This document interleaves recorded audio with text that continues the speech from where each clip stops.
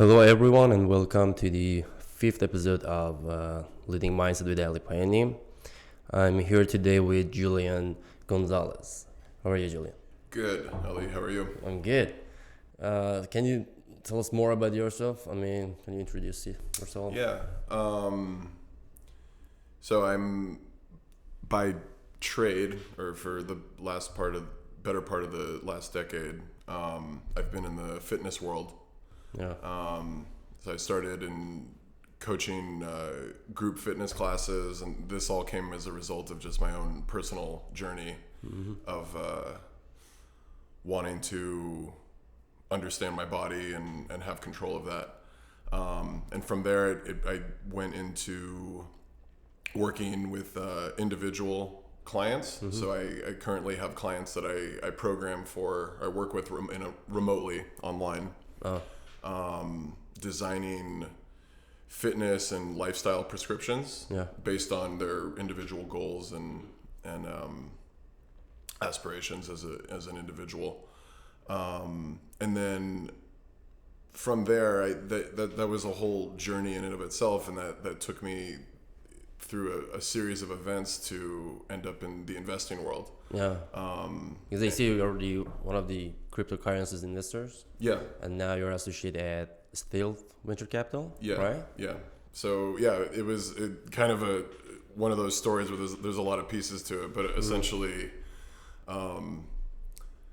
life took me in a certain direction that I ended up investing in cryptocurrency in mid 2016, and that then afforded me a whole other sort of opportunity that led me to now working with a VC fund. And so the VC fund is in stealth, so we're not publicly releasing the name or any information on it yet. Okay. But yeah. Great. And you have many fitness certificates, right? Yeah. CrossFit coach. And then would you tell me more about how you became an investor? An investor? Yeah, what happened in 2016? Yeah, so Because you were a personal trainer, right? yeah, I was a CrossFit athlete, so to speak. I coached CrossFit, and I dedicated my life for a number of years to training in the sport of fitness. And through that, I ended up moving to Arizona to work with a specific coach, and I got a job coaching at a gym, helping start up their individualized programming for clients. And it was one of those things where I moved to Arizona. It was I grew up in Los Angeles, and it was my first time moving out of California. And I moved to Arizona and was, training and being, doing the athlete thing. And one of my good friends had been investing in cryptocurrency for the 3-4 years prior to that. And it was one of those things where I'd heard about. I remember I heard an interview with the Winklevoss twins a couple of years prior about Bitcoin.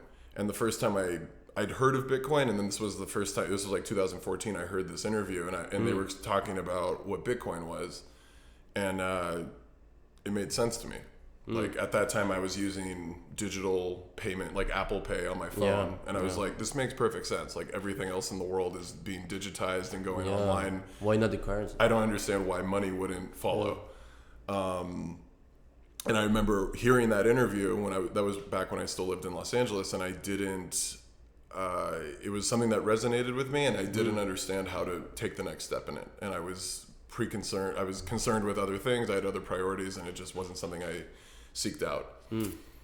So fast forward to when I was living in Arizona. I'd been living there about a month, and a friend of mine came out to visit, my roommate, and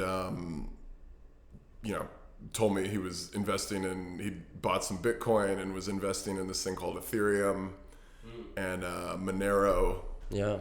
And it took me about 20 minutes listening to him to go like, oh, this is the thing I've been waiting about 2 years to figure out how to do it. Yeah.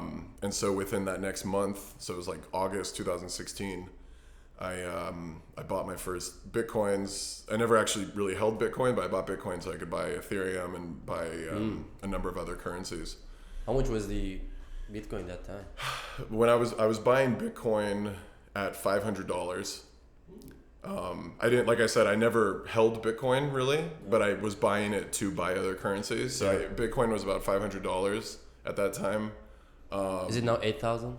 It's somewhere between 7,000 and 8,000 right now. It's fluctuating. Yeah. Ethereum, which is what I invested in, was $11.50. Monero was $4.50 when I was buying it.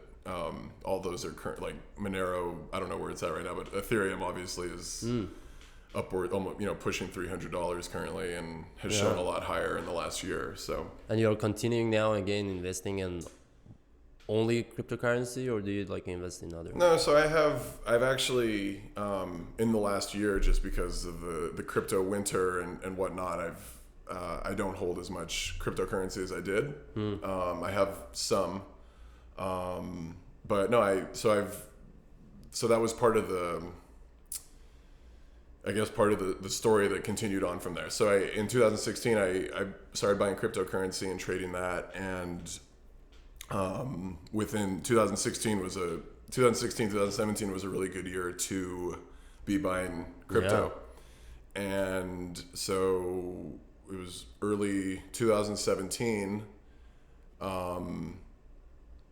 the market had done pretty well, and all of a sudden I had a lot more freedom, so to speak, as a result of that, and it coincidentally played out with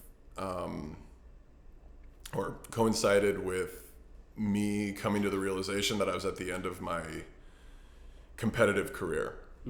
And I say that like, if you know anything about CrossFit, I'm 6'6", so I'm about a foot too tall to be a competitive CrossFit athlete, and that's something I was aware of. But I continued to pursue that fitness journey as a competitive athlete, because I recognized the value that it had for me in my mental and physical development. Right, I gave myself a goal that I never fully attained, but I'm okay with that. I have no regrets of it because of the development and the growth that I got as a result of that. And so that journey was, I'd gone through my last competitive season as an athlete, and I was sort of over it. My body was pretty beat up, and mentally I felt I didn't have it in me anymore to continue going into the gym and training 5 hours a day and that. When you do that, your entire life revolves around it. And there were a lot of other things that I was letting go by the wayside to pursue that. So it just so coincided that, the crypto markets were booming, and I was having this change of direction and kind of questioning what it was I wanted for the next step of my life. And it was at that time that I decided to move to Southeast Asia. So ever since after investing in cryptocurrency, you moved to so I started so I was investing in crypto August 2016. That was when I started doing it. So by 2017, it had multiplied a fair amount of times. And so I decided to move to Bali in Indonesia, which was something ever since I was a teenager. I'd always had this sort of pipe dream of moving to Thailand or moving. I saw the movie The Beach with Leonardo DiCaprio when I was 14. And, the guy from America who picks up one day and moves to Thailand and has a crazy adventure. And that was something that always stuck in the back of my head, and it was one of those impossibilities. It was one of those things that I kind of went, how am I actually, like, this is something that on some level I want to experience. I don't know how I'm going to experience that. And then suddenly one day I had enough freedom and money to be able to do that. I'm thinking the same way. because I've been in Bali. Oh, really? Yeah. So Okay. like one day I'm thinking like to move to when I have that freedom. I mean, Yeah. like now it's super busy, but one day maybe to move to Bali or Japan or to live like in South Asia somewhere. Yeah. Yeah, because Bali was really really amazing. I mean, it's beautiful. Yeah. When were you there? When? When? Yeah. 2000. I would say 12. Okay. I guess. Yeah, I've been there for a month. That's good. Seminyak, Yeah. right? Yeah. So I was in Canggu, which is just next to that. I've been like 3 weeks at Seminyak and then 1 week at Kuta. Okay. Yeah, Very cool. it was great. Yeah. It's become a lot more grown over now or populated and busier now. Yeah. I would assume. But a lot of the people also moved there from Australia Yeah.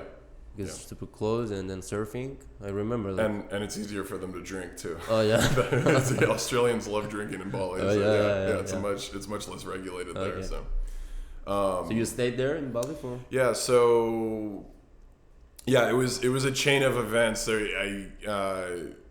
I don't know how familiar you are with. I went to Burning Man for the first time in 2017, and that can be a very confronting, eye-opening experience for people who attend it. And I had been going deeper into moving past the fitness journey, so to speak, moving more into my spiritual journey. So I was doing a lot of yoga and meditating, and didn't have a lot of direction in that realm, but it was something that I knew I cared about and that I wanted. I'd sort of reached my plateau of fitness and reaching my physical capacity and having an understanding of that. And my next journey was sort of going inward and working on my mind and my mental and spiritual state.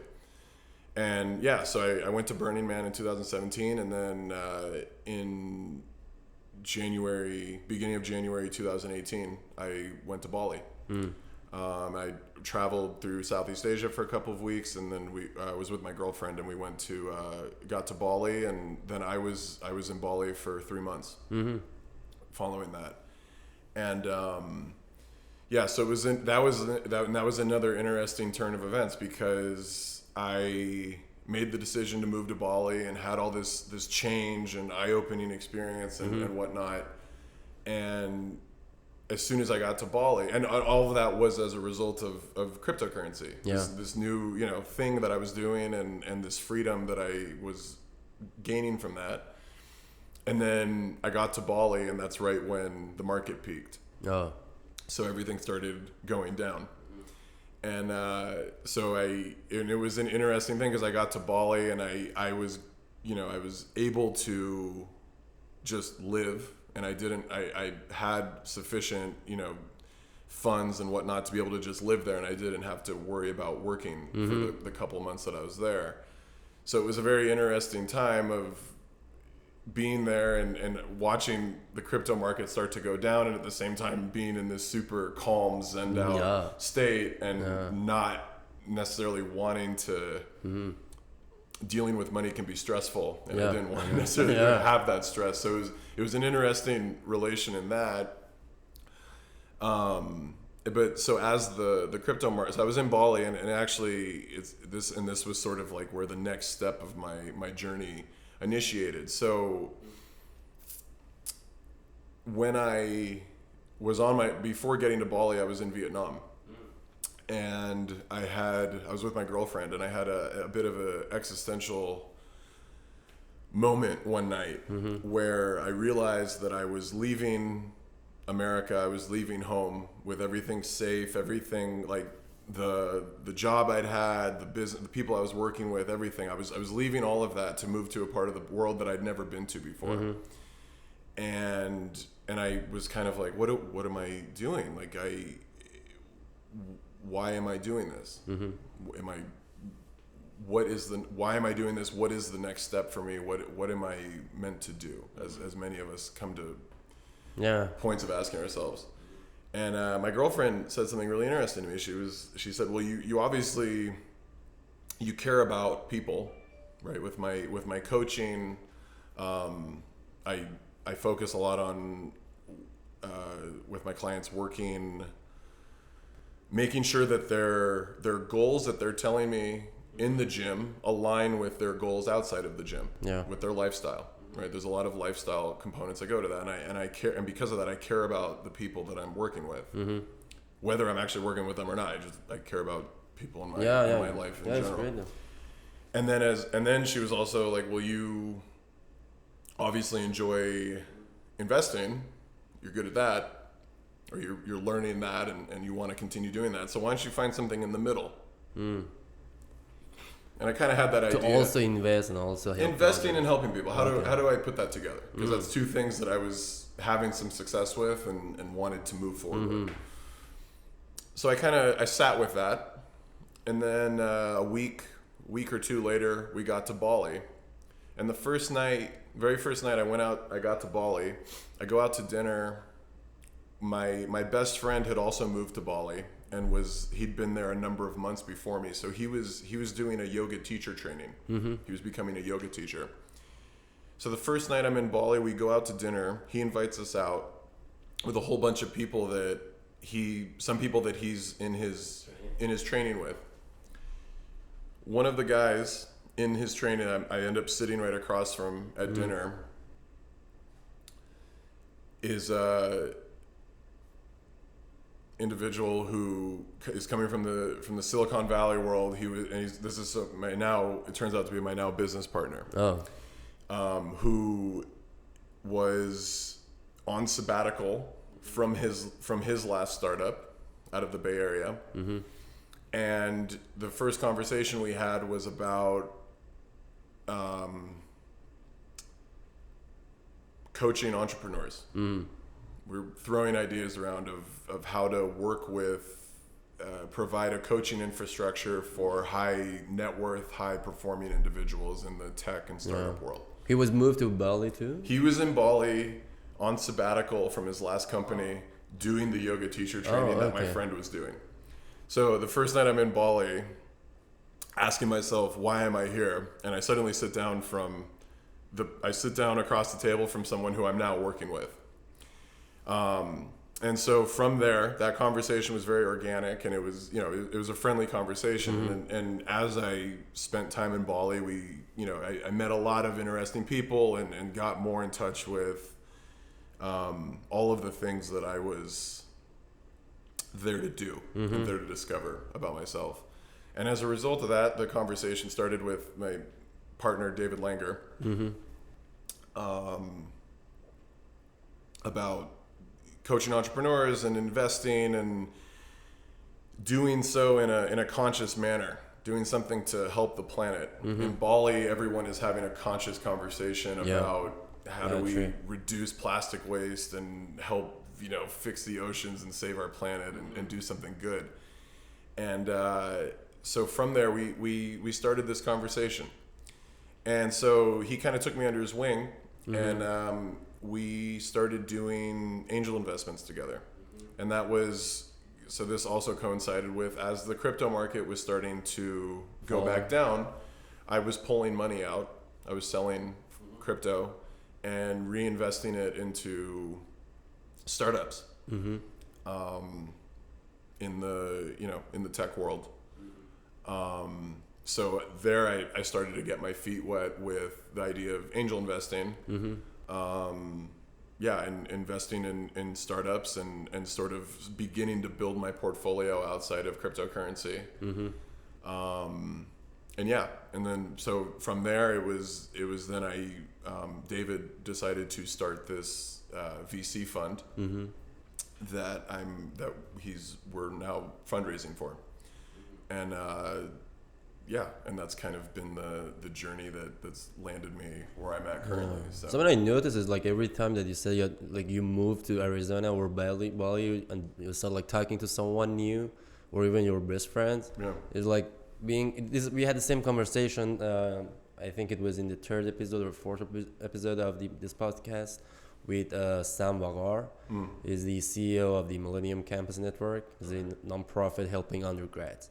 So the way that I met him was sitting at the Earth Cafe at Melrose, and he was just passing by and said like, can you sit here? Because it was like the empty chair. So like, yeah, sure. He sat down, and then like we started like talking, and then like immediately I found that like, yeah, he's an entrepreneur, I'm an entrepreneur. So he came to the podcast, and we became a friend. So something that we had discussed is that people should like being open to like talk to each other, you know, and then when even if you meet someone new, we can like talk, and then this is the same thing. Even if you were maybe not visiting your friend for at the first day that you've been in Bali, Yeah. or even not talking to the David, you know. So, what do you think of like people that you see, or do you want to say like that should be open to discuss, or like start a conversation, you know, with someone, even that I mean they don't know. So this is it. Yeah. Do you agree here? That, I mean, like it affects. I mean, like if you were not open to discuss or start a conversation with people, you know, maybe you were not like even moving to Arizona, or like even meeting your friend talking about the cryptocurrency, because we have a lot of people that we tell like, hey, this is the thing that you can do to improve or change, you know. So maybe they'll not listen, or they'll not want to continue the conversation, or maybe they miss the opportunities. Yeah. So something that I see is there like your in terms of the mindset that you have is like maybe it comes from the way that you want to help others. You also want to listen to what the others are saying, right? So in today's world, yeah, where at least here in Los Angeles and most populated areas that I go to, it would appear that the majority, like a lot of people, myself included, we spend a lot of time looking at our phones. Yeah. We spend a lot of time concerned with social media, with email, text message, and all of these are tools that we use to better ourselves in some capacity, and that's fine. But at a certain point, I see that it's becoming, this is a conversation that's going on everywhere, is that it's becoming detrimental. People aren't connecting with one another in person anymore. So it's almost a novel concept to walk into a coffee shop and not be on your phone, and to smile at a stranger and start up a conversation. And this has happened even more since coming back from Southeast Asia, but it was something that I was working on, you know, in varying degrees. You have noticed more when you came back? So I'm more aware of it. Yeah. I try to be as aware of how much time I spend. I try to be more aware of how much time I'm on my phone. Yeah. In general. And not just that, how I'm able to engage with other people. And I'm saying this because all of these opportunities, or these next steps in my life, none of these are linear. It wasn't like, oh, I'm gonna move to Arizona so I can become a cryptocurrency investor, right? Like I was moving to Arizona for with a completely different intention, because I believe I was able to and kept an open mind to having a conversation. It led my life in a different direction, right? True. And then from that, moving to Bali.